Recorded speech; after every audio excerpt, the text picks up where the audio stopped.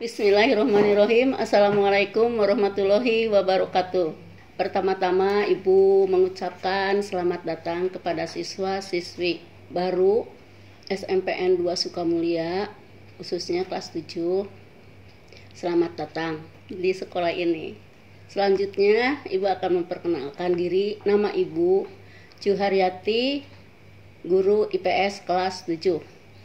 Di sini Ibu akan mencoba memberikan materi tentang wawasan wiyata mandala, yang artinya wawasan itu suatu pandangan atau sikap keseluruhan terutama terhadap suatu hakikat. Mungkin hakikat di sini bisa diartikan sebagai kenyataan ya, atau yang nyata.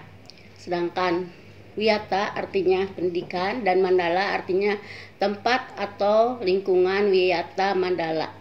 Ya, jadi wiyata mandala artinya sikap menghargai dan bertanggung jawab terhadap lingkungan sekolah. Contohnya, kalian sebagai siswa dan siswi SMPN 2 Sukamulya, mungkin di sini cara pandangan sikap terhadap lingkungannya di lingkungan sekolah, yang mana nanti akan diperkenalkan kepada lingkungan sekolah kalian yang akan kalian tempatkan. Misalnya ruang guru di sebelah mana, musola di sebelah mana, WC di sebelah mana. Juga kalian mungkin akan diperkenalkan kepada guru-guru, bapak kepala sekolah, serta staf TU yang nanti kalian akan memerlukan, misalnya memerlukan guru atau memerlukan TU. Jadi kalian harus tahu mana yang namanya ruangan kepala sekolah, mana yang namanya ruangan guru, mana yang namanya ruangan TU. Nah, itu untuk memperkenalkan lingkungan sekolahnya. Nah, unsur-unsur wiyata mandala itu di sini ada 5 unsur. 1, sekolah merupakan lingkungan pendidikan. Jelas, kenapa lingkungan pendidikan? Karena kalian sebagai siswa dan siswi. Yang kedua, tentang kepala sekolah mempunyai wewenang dan tanggung jawab terhadap sekolah, juga terhadap guru dan terhadap kalian semua sebagai siswa dan siswi SMPN 2 Sukamulya. 3, antara guru dan orang tua siswa. Maksudnya gini, guru dan orang tua siswa itu harus bekerja sama untuk memberikan pendidikan kepada anak-anaknya yang sekolah di sini. Terus yang keempat, warga sekolah. Warga sekolah itu baik di lingkungan sekolah, misalnya guru, kepala sekolah, dan TU. Sedangkan yang di luar lingkungan sekolah, misalnya masyarakat yang ada di luar sekolah. Misalnya ada tetangga di sini, ada tetangga masyarakat sebelah sana di rumahnya. Nah, itu disebut dengan tetangga lingkungan sekolah ya. Yang kelima, sekolah harus bertumpu pada masyarakat sekitarnya dan mendukung antar warga. Artinya, sekolah itu harus beradaptasi dengan lingkungan yang ada di sekitar sekolahnya. Terus yang bagian keduanya tentang sekolah dan fungsinya. Sekolah merupakan tempat penyelenggaraan PBM. Apa sih PBM itu? PBM itu artinya proses belajar mengajar ya. Kan sekarang banyak, karena sekarang zamannya pandemi COVID-19, mungkin kalian juga udah mendengar seperti apa pelaksanaan sekolah sekarang. Mungkin udah tahu ya istilahnya, apa daring, apa luring. Misalnya kalau daring dilaksanakan yang seperti sekarang nih, termasuk teknik pembelajaran kamu itu daring. Artinya sekolah, walaupun sekolah di rumah, tapi tetap guru ngasih tugas kepada kalian melalui HP ya, melalui HP dengan cara misalnya kalian harus ngikutin belajar lewat HP. Nah, itu merupakan proses belajarnya kalian di rumah. Walaupun kalian belajar di rumah, tapi tetap kalian harus belajar ngikutin apa yang diperintahkan oleh guru kalian secara online itu. Bukan berarti karena sekarang masa pandemi artinya kalian itu tidak sekolah, enggak. Tetap kalian ada komunikasi dengan mata pelajaran guru yang lainnya. Misalnya sekarang hari ini pelajarannya apa aja, mungkin kalian nanti lewat online dengan guru itu sendiri. Terus yang kedua, pandangan hidup kepribadian. Pandangan hidup kepribadian itu terutama di sikap ya. Misalnya sekarang kalian lagi daring. Bukan tidak berarti kalian itu tidak mengenal guru, terus kalian itu tidak mengenal teman-teman, sikap kalian kepada guru misalnya harus gimana, tetap aja. Itu namanya sikap kalian sebagai siswa kepada guru atau kepada teman-teman. Misalnya guru lagi mengadakan pelajaran secara online, terus sikap kalian itu harus gimana kepada guru, tetap misalnya harus ngikutin apa yang guru perintahkan. Misalnya kalian harus pakai baju seragam pelajaran ibu besok jam sekian, nah, kalian harus ngikutin perintah guru. Itu sebagai tanggung jawab kamu sebagai pelajar. Yang ketiga, tentang hubungan antara manusia dengan lingkungan atau manusia dengan Tuhannya. Maksudnya lingkungan tadi, kamu mengenal lingkungan luar sekolah dan sekolah harus gimana, sikap di sekolah gimana, di luar sekolah gimana. Mungkin kalau terhadap Tuhannya kalian juga sama.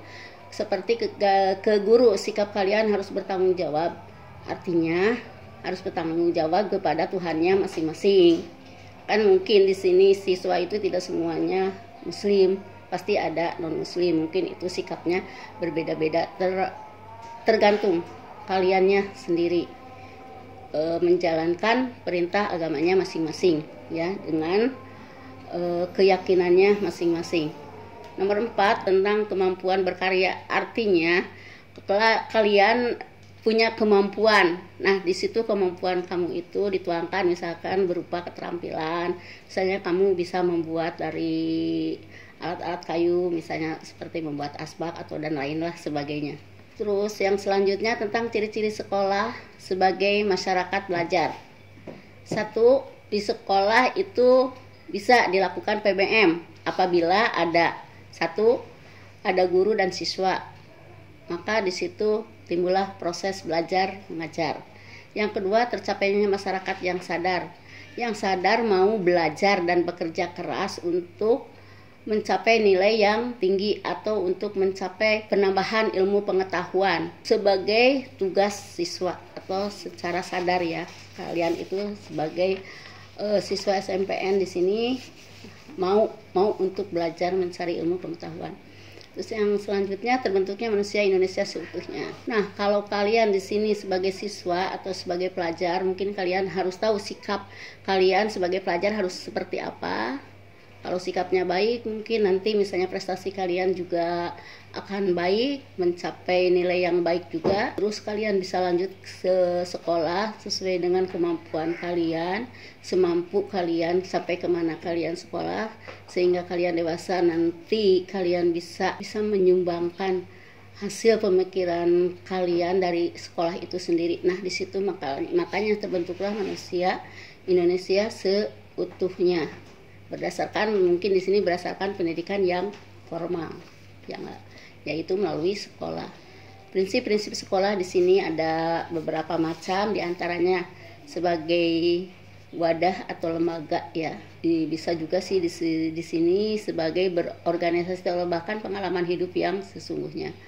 Terus yang selanjutnya, sekolah sebagai institusi tempat peserta didik belajar di bawah bimbingan pendidikan, yaitu ada guru, ada kepala sekolah, dan ada staf TU. Ketiga, sekolah sebagai lembaga dengan pelayanan yang adil merata bagi semua siswanya, ya. Jadi di sini tidak ada perbedaan, harus adil dan merata ini.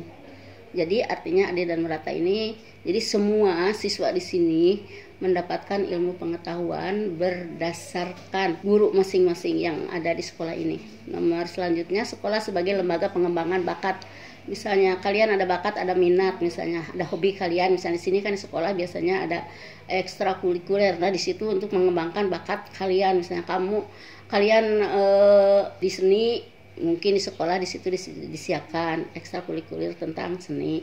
Terus kamu juga hobi olahraga, yang mungkin juga di situ ada tempatnya ekskul di bidang olahraga dan lain sebagainya. Selanjutnya mungkin di sini ada ajang promosi penjualan produk-produk perniagaan yang tidak berhubungan dengan pendidikan. Misalnya ada bursa buku, terus di sini juga misalnya ada perpustakaan keliling. Nah, itu ya yang berhubungan dengan pendidikan. Terus yang selanjutnya, sekolah merupakan lingkungan bebas rokok. Jadi semua siswa yang ada di lingkungan sekolah SMPN 2 Sukamulya enggak boleh merokok di lingkungan sekolah.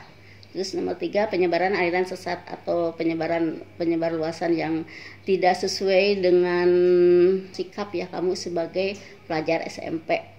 Terus yang keempatnya, propaganda politik atau yang kampanye nggak boleh kalau dilaksanakan di lingkungan sekolah SMP, nggak boleh itu ya. Itu contoh-contoh, hanya sekedar contoh aja. Yang kesimpulannya, jadi wawasan Wiyata Mandala ini dikhususkan sebagai pelajar. Ya, tadi Ibu udah ulas sebagai pelajar kamu kewajibannya seperti apa, ya, tanggung jawab kepada sekolah dan lingkungan sekolah juga di luar lingkungan sekolah. Mungkin cukup itu aja yang Ibu jelaskan tentang wawasan Wiyata Mandala. Mudah-mudahan kita bisa tatap muka biar lebih luas lagi. Cukup sekian, makasih. Assalamualaikum warahmatullahi wabarakatuh.